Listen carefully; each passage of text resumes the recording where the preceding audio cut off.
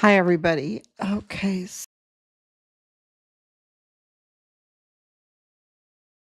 get my notes out. Happy 2026. Happy 2026, New Year's. Hope everybody had a great day. It's just amazing. Amazing first day in 2026, right? Okay, and before we get started, I just want to make it very, very clear that even though we are working with so many different people that have a lot of different opinions and experiences, and also bringing in a lot of tips and evidence, circumstantial evidence, hard evidence, irregularities that have and are helping us um, really put pressure right now. What we're doing is we're in um, the very vicious negotiations for the repatriation of our son's remains. Okay, that's what we're doing right now, and and doing this, it gets very political because it is political pressure um, that will make the intelligence community, it's the intelligence community that's controlling all of this, right? Um, and even Charlie Kirk admitted that you have to drive the intelligence community to give you justice, right? To um, yeah, that's like a big that's bigger than a Goliath, right? That's bigger than a Goliath, but Goliath is Goliath. Um and they might look big, they might look mean, but sometimes, a bureaucracy, a deep state can be too big, can be too big for their own good. And they're not bigger than God. And they're not as organized as God. God is very organized. That's why I posted up about the moon. The moon is just so incredible. And both Richard and I are moon children. We're born in that month, that time period that are, um, I guess, we're very connected to the moon. And the moon is like this fine, precise timepiece in the sky. And it's just so amazing to me because you can depend on it. You can depend on it. You cannot tamper with it. And for us, for Richard's case being so tampered with, all of everything being so manipulated, all the narratives being so manipulated, when you look at the moon, it declares the glory of God, right? This precise, every day a different phase, 29 and a half days for it to wax and wane, and then it disappears, right? For like 60 hours, I guess, and then it reappears and waxes and wanes again. And 29 and a half days, 29 and a half days for 19 years, and then it repeats. Then it totally repeats, and you can see the exact moon in the exact same spot, the exact size, the exact altitude, the exact phase every 19 years. So when you looked at the moon tonight, if you had the chance, you won't see that moon again for 19 years, but you know what? You will see that moon again in 19 years. And you can say that that moon was there 19 years ago and 38 years ago. And, and on and on. It's a timestamp, it's a timepiece. It's just amazing. And, if I wasn't doing this day in and day out, I would be absolutely paying a little more attention to all of those glories that God gives us. Um, anyway, yesterday I took some pictures. I really thought about that, really prayed about it. Thank you so much for putting a clock in the sky that cannot be tampered with. That cannot be tampered with. It's amazing. So let's get started. That's just the intro. Today is day 1980. 1980 days. We're getting very close to 2000 days in this. Never thought it would go this long, but I didn't even think about it. I moved forward because our fight, our purpose in life is to establish justice, right? To establish justice and enjoy God forever. That's it, right? That's our purpose in life. And, if you pursue that, I think God will say, "Well done, my servant," right? That's the faith that we have in our family. And, that's why we know that Richard, the narratives that are out there about about Richard that are negative, were lies. Were absolutely lies. And we knew that he was a whistleblower. That's been confirmed that he's a whistleblower, and it's been confirmed that Connell Wetton was the inside man in the FBI for the cartel, and that it was because of him that there were leaks about our case, about our whistleblower, and about our son's identity that put a target on his back. And of course, he was code red murdered because the Fort Bliss, the leadership there, and people in the intelligence roles and the um, I guess the security roles, they were compromised. They were in on this with the cartel. And, and it has taken us over 5 years to investigate it, identify um, the irregularities, the circumstantial evidence, the hard evidence, document it all and file it. And we've been doing that. That's why our son's case is really broke. If, people try to put a false narrative in there about Richard, or, it's laughable because you see that the board of inquiry, which is, doesn't move at all unless the intelligence community tells it to do it, right? Um, and the board of inquiry was had to. They had no choice, and you think that they can do whatever they want, but they can't. They can't do anything that they want because it's politics involved. It's we're a government of the people, by the people, for the people. They don't like to admit that, but that's the way it is, right? That's the way it is under God, and they really don't like that, but that's the way it is. And so they can be driven, and they are driven all the time to do everything. They're really um, putting, it's kind of like Marley and the Christmas Carol. They are putting a chain together, link by link, around their own ankles, around their own neck, around their own bodies. That's who this intelligence community is.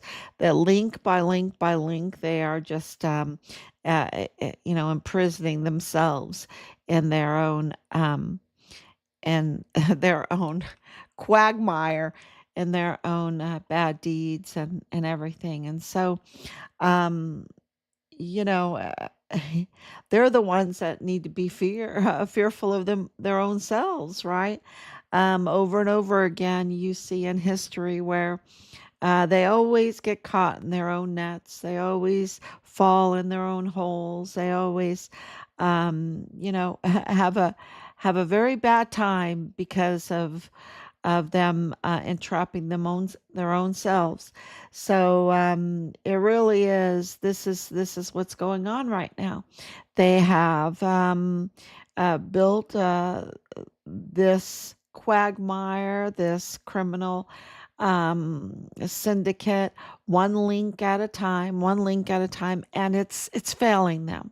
It's failing them now. It's getting too heavy, and they engaged in some very very terrible crimes that nobody believes. Nobody with half a brain believes what they have to say.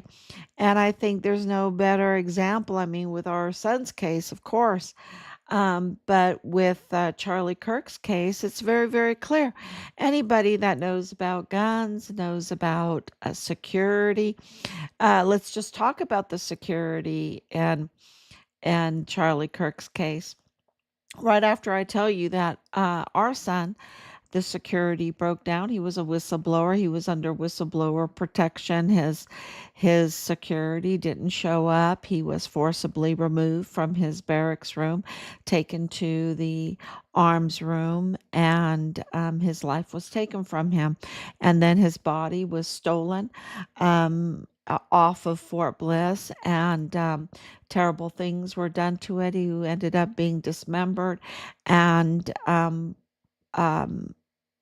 taken over to Mexico for disposal. We believe partial remains because we believe that the evidence indicates that his organs were harvested, so partial remains being disposed of at Plenitude Crematorium. And this is really important for people to understand because all of this evidence has been coming out through through our investigation and President Trump's intelligence, right? His what he has of the intelligence community, okay? Because there is like inside civil war going on. I really believe that because the evidence indicates that. So with getting back to Charlie Kirk's case and having half a brain, to understand that the narrative that they were giving to us was absolutely ridiculous, and there could not be that could not be the case. I mean, it was just so ridiculous. It shows you that their links are getting, they're forging this chain with these links, one link at a time, and they're getting very sloppy with it. They're not it's just getting heavier and heavier for them to live all these lies. And clearly, the whole Tyler Robinson thing is a big lie. You see that in his face. If you're a mom, you absolutely know, but you also know with all the evidence. Putting just as security, okay? You have someone at the level like Charlie Kirk. He's not at the level like our family, okay? I mean, he gets hundreds of millions of dollars year. I mean, he was making a lot of money for his Turning Point USA. They just live differently because they have that kind of wealth. They just have that kind of wealth and they live very differently. And they try to stay, rooted to the masses, but they can't because, I mean, they just live differently, right? It's just a whole different environment. And part of that is trying to keep control of this Turning Point USA and all of this money, I mean, that is hard to do. Not, people can make money, but then once they get the money, it's so hard to keep track of all of that money and to organize it all. And of course, there's a lot of reporting coming out about Charlie Kirk wanting to audit Turning Point USA because he had suspicions that the money was being abused and used wrongly. And and clearly the evidence right now that's coming out is being presented that there was some fraud going on in Turning Point USA, and that Charlie Kirk was suspicious of it and wanting to do a full audit. Now, Erica Kirk hasn't come out and announced his wishes that he wanted to do an audit of Turning Point USA. And it seems that some of the suspicion went to this UPS box and a guy named Farnsworth. And Farnsworth, when of course that's also the name of the guy. This is two different people. Name of the guy that took the SD card out of the camera there at the crime scene. He tampered with the crime scene. Remember, he stood on the chair, he moved the chair, he tampered with the camera, he took the SD card out the camera, he did a selfie video, and his name was Farnsworth too. Well, if you've kept up with our son's case, you know that the Farnsworths are a tip and a lead in our son's case too, and that our son's case is totally a common denominator with this Mormon faction that's tied to the cartel. Okay, that is established. That's not, like I said, our son's case is broken. We have all the information. It's just um, politics now and getting our son's remains. So, having this similarity again or this crossover with the Farnsworth, and then it being like, you know, going into that playbook of being fraudsters, fraudsters, fraudsters, which we know is happening in Minnesota, right? All the fraudsters, and we know that it's all this fraudsters in El Paso along the border. And then to bring in the Farnsworth name into this and say, oh, that now that the fraudsters are called the Farnsworth, and the suspicion of the fraud going on in TPUSA. Yeah, that is that's a wowzer. Because Farnsworth is not like a super common name, right? It's not a super common name.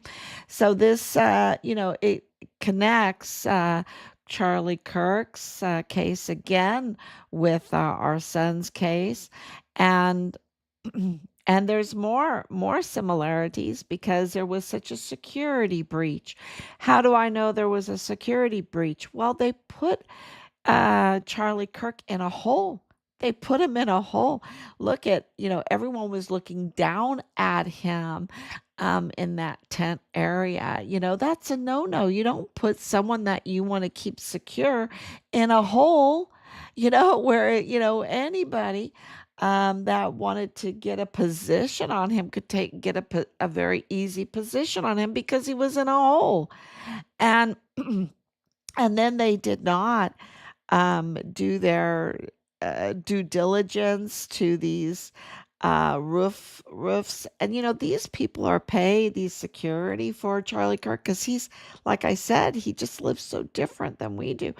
Um, you know, they get paid a lot of money. It's not like, oh, let me just give you $100 for the day and you can watch out for me or something. No, these people get paid loads of money, loads and loads of money to keep Charlie Kirk safe, and they put him in a hole and they didn't secure the roofs, and then they tampered with the crime scene. They tampered with his body.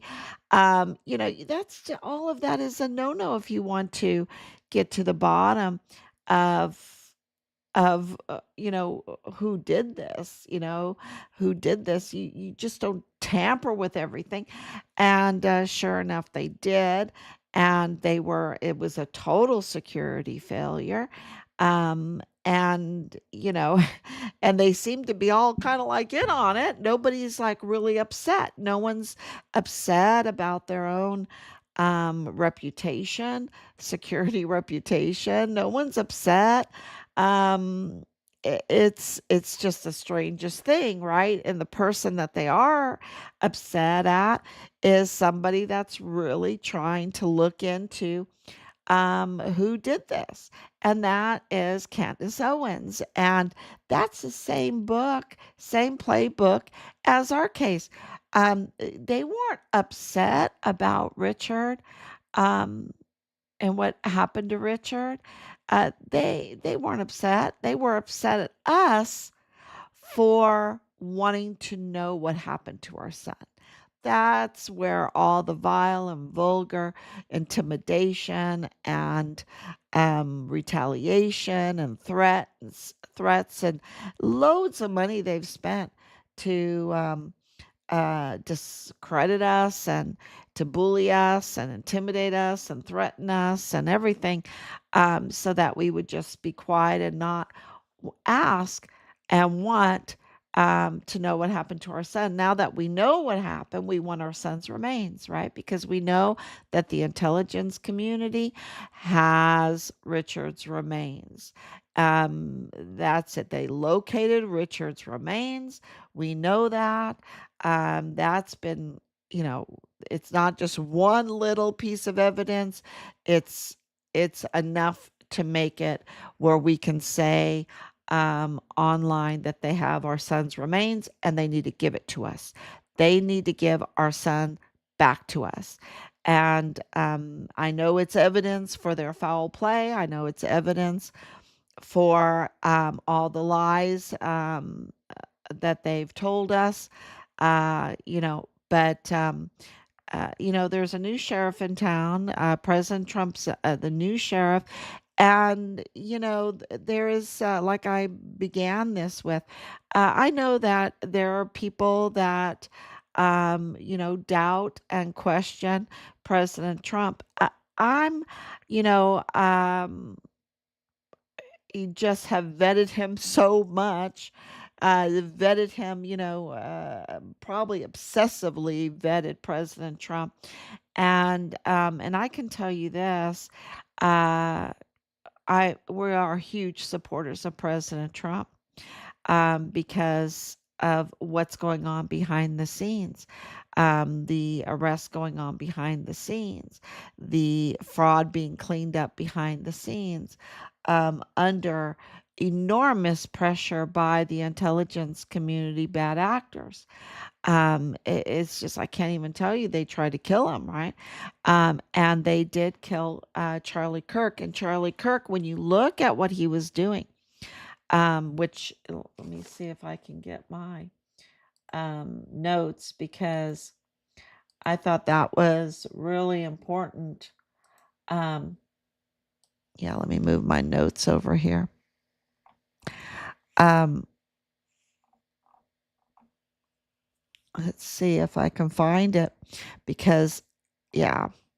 Um, so Charlie Kirk was absolutely an ally of President Trump. Many people know that because he picked J.D. Vance for President Trump. Um, and he was absolutely, very, very important to um, getting all the young vote for President Trump. It was very important. And for the deep state bureaucrats, right? For the deep state bureaucrats, that was so frightening, and they did not want President Trump to win because they're engaged in this the Minnesota like fraud, right?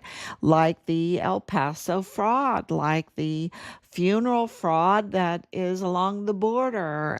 They are engaged in humanitarian aid fraud, and they're engaged in organ harvesting fraud, and which is so scary, and they're engaged in these terrible adoption fraud, and with the stolen children from the illegal C sections. They are engaged in all kinds of criminal trafficking fraud and property fraud and military contract fraud and government contract fraud. And they are engaged in a lot of fraud, and they need to have control over the elections to control the intelligence community, control the law enforcement community in their favor, the judicial community to their favor. They want to make the appointments. They want to make sure they know who's going to be sheriff and who's going to be the police chief and who's going to be you know, the attorney general and the AUSA and the DA for El Paso. They want to control that. They want to control the representation. And so they don't want someone like Charlie Kirk that says to someone like President Trump, so you've got this young man with so much energy, beautiful man, knowing how to make millions and millions of dollars, helping out the commander in chief, the billionaire president. Yeah, they did not. Those odds were a little bit big for them. Okay, those odds were very risky for them. And especially then when Charlie Kirk wanted an audit of TPUSA because, of course, the intelligence community infiltrates. And now we have Candace Owens coming out and saying that her investigation has led to Fort Huachuca, getting tips at Fort Huachuca, which is intelligence community. We're teaching people how to infiltrate Christian businesses and Christian churches and Christian groups and to mislead them, to take them over, to bring them down. And you see that over and over again that's been happening because they whittle away on the creeds. They make the creeds like they're not important, but the creeds are I believe, right? I believe in the Trinity. I mean, without the Apostles' Creed and the Nicene Creed and the Athanasius Creed, there's no Christianity, right? And that's what sets us apart from the Mormons. The Mormons are not Christians. They call themselves Christians. They impersonate Christians, but they're not Christians, okay? Because they do not believe in the creeds. They do not believe in the Apostles' Creed, the Nicene Creed, or the Athanasius Creed. And that is, that's the definition of a Christian. And so if you don't believe in those creeds, then you're not a Christian. You're a Mormon, right? Because they don't believe in the Trinity. And so it's very clear that there are impersonators, and I can tell you from the beginning of this, people would come in and impersonate Christians or a friend, or I'm an investigator, or I'm a cameraman, or I'm a this, and I'm your best friend, and I love the Lord. I love the Lord, because they knew that we were Christians, and so they knew that that was a very soft spot with us. That and so they would say these things, but they were really counterintelligence. That's what they were. They were the intelligence community performing counterintelligence. Even our CAO we caught conducting counterintelligence measures against us, asymmetric warfare against us. How do I know this? Because he was an asymmetric warfare officer from TRADOC. TRADOC is Fort Huachuca. Here we are in Fort Bliss, so you can, I'm just telling you that Fort Huachuca and Fort Bliss and Fort Hood, they work together. They're very connected. And so, absolutely there were impersonators. We believe that all the evidence shows that they were impersonating us. We know we have hard evidence they were impersonating Richard. We know uh, that There is indications that they were cashing in on Richard by impersonating us, and that they had the means to do that. They had people in the IDS Pueblo and the VA benefits. That they had people at the to do the birth certificates, to do the death certificates. They had the people, and the medical examiner is illegal. He's illegal cartel guy, right? He's an illegal cartel guy. I should have put that in the post. I left that part out, that he's cartel. And he's up to no good with the Walmart mass shooting on top of that.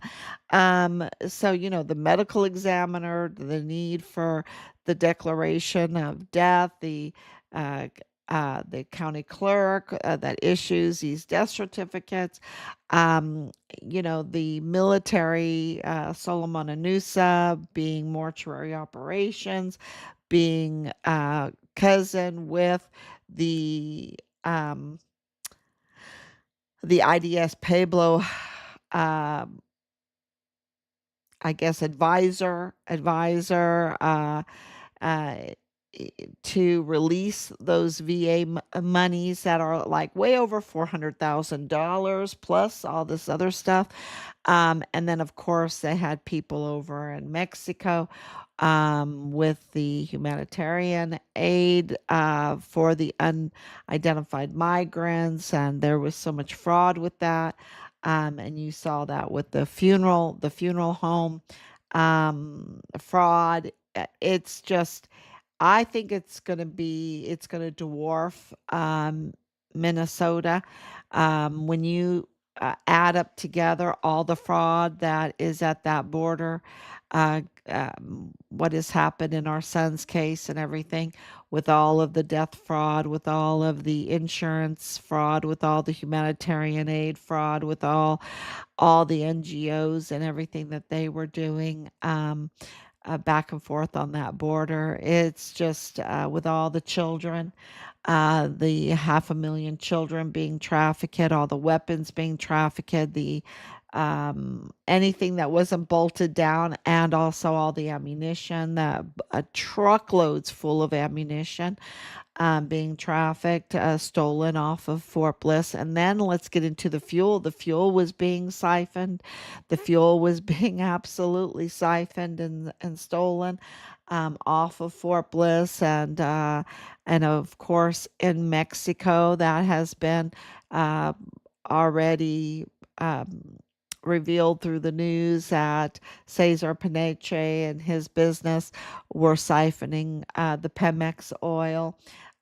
We know that all the connections in our son's case. It's just, would I can go over it, over it, but just go look it up on our Facebook site, or where, the Pemex theft, um, the oil theft, the connection with the strip joint with the soldier that was in charge of the fuel distribution. It just goes on and on and on and on. And so they didn't want a secure border. They wanted to continue this fraud. This fraud is worth a lot of money. You see that in and Minnesota, and you see a lot of covering up now, right? They're really trying to juggle this whole fraud situation. They don't want any accountability for it, even if it's like $9 billion of fraud now. They want to get away with it, and Waltz wants to get away with it, and Beto O'Rourke wants to get away with his evil deeds. And it's just, I'm just alerting the public that these individuals are up to no good. They're up to a lot of evil, and we are in the position, because of our investigation, to warn people. And so we have to warn people of everything that we have found. And with the Walmart mass shooting, with the tampering, that's really coming out too. The putting tampered evidence into the court case, just like that's important to, because we know that they tampered with our son's paperwork, with our son's reports, with our son's files, and so to insert that into a court case, that's just so fraudulent, right? And we know that in the Walmart mass shooting, that Justin Underwood, with Felix Valenzuela, introduced tampered evidence into the Walmart mass shooting case to keep the narrative, the fake narrative, of this lone shooter going, right? With no, oh, he had no contacts and it was random. El Paso, he had no family. And then lo and behold, he has major family in El Paso. And his family is not just any family. They're a family that's in the DA's office, or the family that's in the FBI office, or the family that's in Walmart cybersecurity. They're the family that's in mental health care. They're the family that's managing the federal courthouse, exactly where the case is happening. Um, you know, and this was, not told to the public, that, um, there's, and you think, how could they do that? That was so known. It was so known. Look at Anthony Aoun. He knew the Mayellas really well. He knew the shooter's family very well. And now he's been made this illegal judge. I think it's so, oh, give me a quid pro quo, give me a pay for play or whatever. Oh, yeah, make me an illegal judge in the El Paso Community Criminal Law Magistrate Court. I mean, that's where he's at right now. He was appointed, right? And you can't, that's against the Texas Constitution for that court, which we have pointed out and filed with, they all know, because we have sent out notice to all of those judges, all the judges in El Paso that we have contact information for, which is a lot. It's a lot. And all over the place, all over the place. We have spread this all over the place, that court since 2015 it was amended to have full jurisdiction over the county, and any court that has full jurisdiction over the county, those judges have to be elected, and not one of them is. Not one of them is. It's just fraud. And so, that's what I'm saying. Anthony Aoun, he just like dug himself a hole, right? And um, this is, they get caught in their chains that they link together one by one, and it brings them down. And then all of a sudden, one day they find themselves as Marley, and Marley's like, oh my gosh, I've just forged a chain link by link to put me in hell, right? That's exactly what you see here. And um, anybody that keeps it quiet, the fraud that was around the Walmart mass shooting, it's because that they wanted the fraud to continue. They wanted to tamper with the election, and the way they did that was to attack President Trump. They had to keep a false narrative going, that this was about white supremacy, and that's so debunked. It's so debunked by the Michael Mayella family name. That is the family of Patrick Crucius in El Paso. And and the media kept it quiet. They all know because we notified them. They all know. And the media is just so complicit, and they need to really pay restitution for all the damage that they are doing. And I hope that President Trump continues to make the media pay restitution for all the damage that they do day in and day out, day in and day out. Um, So thank you so much, Baron, watching from the mountains of West Virginia. God bless you. God bless you, and thank you for coming on, and thank you for your support. We're coming on pretty late tonight. We're burning the midnight oil because we are now in communication with the intel and, some good ones, intel and special forces community. Um, and that is giving us a lot of insight about the names, connecting all the dots, connecting this plane, this SAM 702 plane that left Fort Huachuca, where Mitch Snow said that there was individuals at Fort Huachuca that shouldn't have been there the day before, the 2 days before um, Charlie Kirk was lost his life. Okay, I gotta be careful how I say things, and I'm not always careful.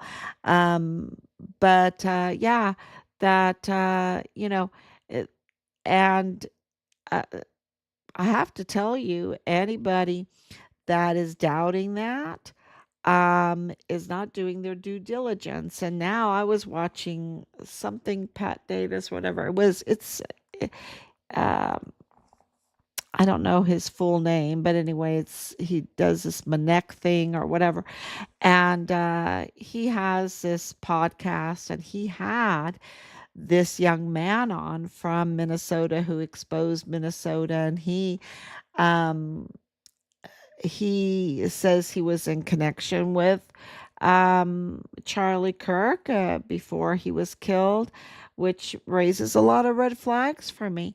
Even though I really appreciate his video and him exposing all of the fraud in Minnesota, but he said that he believed that Tyler Robinson is the killer, is the shooter of Charlie Kirk, that he is Mormon, and he believes that that's what happened at UVU. That's his opinion. That's fine. But he lost a lot of credibility with me when he did that, when he said that. Okay, because anybody that has been looking at all the forensics evidence, the there's so much out there right now, right? The frangible bullet, the forensics in the hospital, all everything that Candace Owens has been revealing to everybody. But of that day, the the security failure, the weird weapon, the in the leg, and changing clothes, and the furry, and nothing made sense. Nothing made sense. The neck wound doesn't make sense. It doesn't look like a bullet wound. I think that the people that have the exploding mic um, with all the little bits of plastic found in the car and all of that. I think they have a better forensics explanation about how Charlie Kirk lost his life. And, if anybody cares about Charlie Kirk and is watching uh, this coverage of all of these theories and what's going on, the one thing that you know is that Tyler Robinson has been totally debunked, and no one even cares about him. They don't even talk about him much, right? They really don't even care about him because they know he's not the end answer to why this happened. And when you look at Charlie Kirk and what he was trying to do with um, being an alternative for the RNC, right? That was a big deal because the Romneys were in charge of that for the longest, and then to come out and say we need to have um, dependable elections, right? We need to chase the vote, and we need to go after people that we feel that would support us and get them to actually go to the polls and vote. We need to chase the vote. We need to have campus tours, right? We need to mobilize Generation Z for President Trump, right? We need to engage the debate about election tampering and cheating, right? So, this is, and he was putting together too big to rig. He was putting together, these different, and I need to learn it by heart, different methods to have a dependable um, election without all of the cheating that's going on. So, yeah, and I think that in the audit, there were lots of reasons then that were motive to end his life. And so, uh, I just think that this young man um, that went to Minnesota to expose the fraud there, very grateful for that. I think it's just amazing. But, he lost some credibility when he said that he believed that Tyler Robinson, maybe he didn't look into it enough. Maybe he hasn't looked into it enough, and he needs to do that a little bit better because clearly that whole narrative that was presented to the world, that's been debunked. That's been debunked, and there's other reasons now. So, um, yeah, we'll see what happens with that. So thank you so much, everybody, for coming on so late. I hope you just will come back again. I will be back tomorrow, God willing, and we're going to continue this driving the intelligence community to do the right thing. And wow, people are like, what? What? Because they're the ones that really they're the ones that run our Congress. They're the ones, I mean, um, it's so sad. And like I was talking about yesterday with all the flag officers in the military, they're just so rotten to the core. I don't know now in 2025. Hopefully Pete Hegseth has cleaned up some of them. But Sean Bernabe's still there, and David Stewart's still there, and they're just, I wouldn't want any volunteer son or daughter to be under their leadership at all. They are absolutely treasonous. They're absolute, and there's so many. There's so many. So we have a lot of work to do, um, and I want to, I do want to say that it was so sad to see what happened to General Stewart. When I met him, David Stewart, you know, um, he wasn't totally compromised when we first met him. We watched it in front of our eyes. We watched what they did in front of our eyes, and he made a deal with the devil. He made a deal. He got his second star, which he did not deserve at all. He deserves to be stripped from his uniform, stripped from the stars, and he needs to face the death penalty. That's what he needs. That's what he deserves. And but he made a deal with the intelligence community against the well-being of our country, against the being a total traitor against what they did to Richard, what they did to Glennon Oakley Jr., what they did to so many, so many. So he's not deserving of any star. He's deserving of Well, he needs to pay the highest price, I believe. I believe that the death penalty needs to be on the table for him and for Sean Bernabe, of course, and Donna Martin and James McConville and Mark Mealy and um, Michael Xavier Garrett, um, Patrick Matlock, Clem Coward. There's so many. There's so many that are absolutely deserving um, to be facing the death penalty. And so, and in Texas, we have it. Thank God. Thank God we have the death penalty in Texas. And just like those that actually harmed Richard, they need to be facing the death penalty too. So, do I think that President Trump is going toward that end? Well, we received two letters, and he confirmed that that's the way he's going.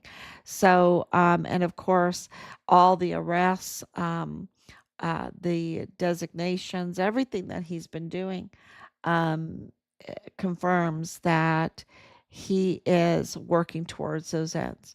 So, yeah, so we're going to do our part in this to help him because I just can't even imagine um, the mutiny that he faces all the time. I just can't even. And the impersonations, the intelligence community that says, "Oh, we're Christians." They even train them. They even train them to infiltrate like that. So, yeah, and we've been absolutely front row seats to all of that and victims of all of that. So, yeah, so we're going to keep going. We're going to keep going, put our boots on really high and tight, and full armor of God all the way. And we're going to now. It seems like one case, a Walmart case, a Charlie Kirk case. It's so all of it so combined that that there's a lot at stake here. So we need to get to the bottom of it. And bottom of the whole thing will be the bottom of it. Thank you so much. God bless you. And